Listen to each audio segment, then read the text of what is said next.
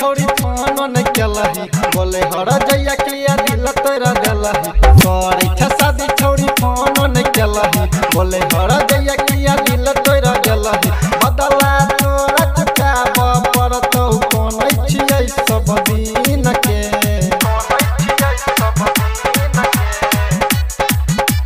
लै छलियौ मजा कुमार में तोरा लै छलियौ मजा कुमार में तोरा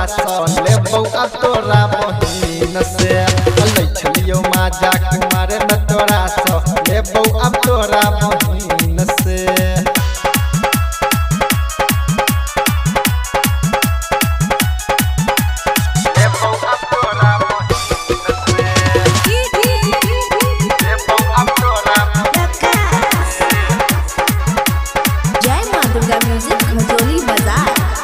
जहिना तोरा पटलियौ गे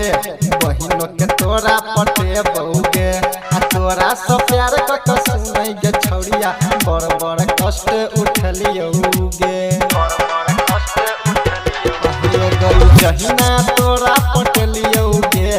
बहिनो के तोरा पटेबौगे आ तोरा से प्यार क सुनै गे छौरिया बड़ बड़ कष्ट उठलियौ गे नाक के नथुनिया तोरा देने छलियौ हम कीन के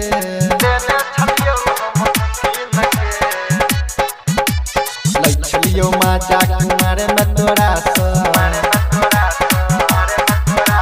लै छलियौ मजा कुमार में तोरा लेबौ अब तोरा बहिन से लै छलियौ मजा कुमार में तोरा लेबौ अब तोरा बहिन से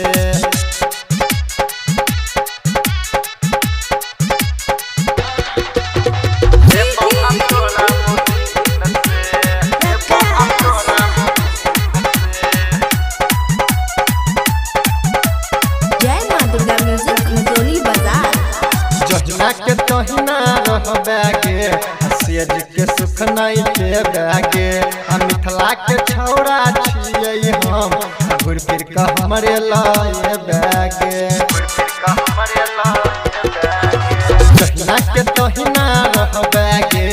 सेज के सुख नहीं देबे गे मिथिला के छौड़ा छियै हम घुर फिर के हमरे लायबे गे अभी के बिहारी प्रकाश कहै छौ तोरा नवीन गे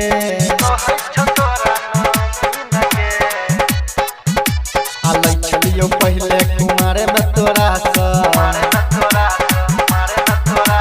लै छलियौ मजा कुमार में तोरा